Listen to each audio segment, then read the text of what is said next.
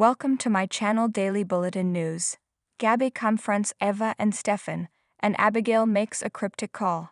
As Gabi works at Dimra, she slams her photo of Stefan down on the desk. She answers a call to Connie, who feigns being sick. Gabi tells her to stay home and take care of herself.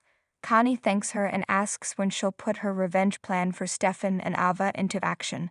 Gabi needs absolute proof first. When Kristen comes to her office, Gabi slyly tells Connie she knows just how to get it.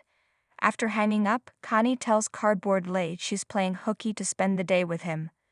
Melinda meets with Ava in the square to tell her everything on Connie's resume is a lie. Ava downplays it, but Melinda knows someone who worked with her at Saxton's. She was such a nightmare they agreed to give her a favorable reference, just so she would go away.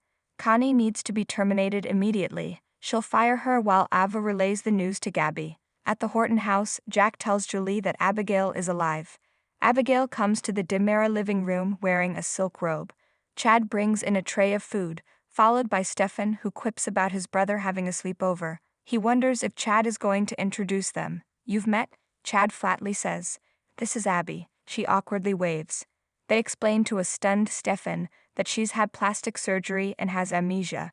Abigail asks if they were close. Stefan says they had a complicated relationship. "That would be an understatement," Chad says. In the Dimera office, Kristen pointedly straightens Gabi and Stefan's photo while talking about work/life balance. She then mentions that Sarah was hit by someone driving a gray car. Gabi says Ava drives a gray car, but it couldn't have been her because she was too busy sleeping with my husband. Kristen suggests her imagination is running wild, but Gabi knows she knows.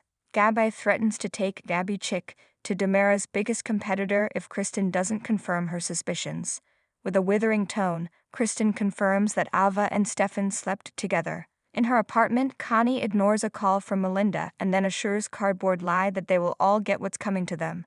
Later, she plays charades with Lee as Melinda knocks on the door. When Abigail goes to take a shower at the Dimera mansion, Stefan tries to process her being alive. He quips that if she needs help coming back from the dead, Chad can send her to him. He then thanks Chad for not telling her you raped her. Chad angrily finishes for him.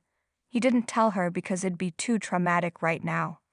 Stefan suggests he fill her in on some things because being back there might trigger memories she's not prepared for.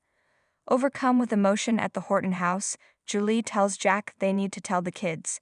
And what about Jennifer? Jennifer, played by Katie McLean, races in. "I need to see my daughter, right now." Jack explains Abigail is fragile, and they shouldn't push this. Jennifer insists.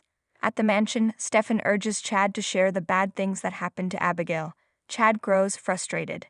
He's doing his best to manage everyone's needs.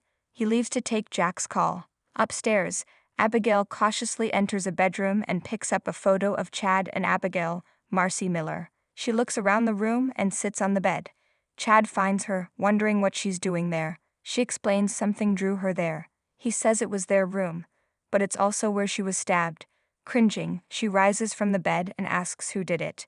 He tells her it was Clyde. She doesn't understand why the man who stabbed her would then take care of her after her accident. Chad calls Clyde a sick, twisted sociopath. On a more positive note, Jack called because her mother, Jennifer, wants to see her. Abigail is ready to find out where she comes from and where she belongs. Alone at the Horton house, Jack warns an anxious Jennifer that this won't be simple or easy. Abigail doesn't look like their daughter or have any memory of her life. He wants her to accept that this reunion won't be everything she wants or needs. At Dimera, Kristen tells a seething Gabi that Stefan and Ava hate themselves for what they did. Plus, it was just the one time. Gabi retorts that it should have been 0 times. As Kristen tries to convince Gabi not to make waves, Ava arrives.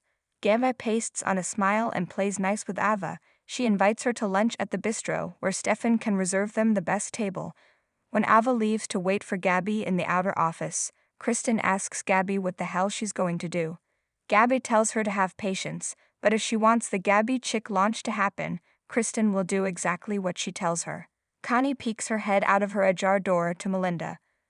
Melinda fires her and demands her work laptop and badge. When Connie refuses to let her in to collect her things, Melinda threatens to get the police involved. Is Melinda next on Connie's hit list?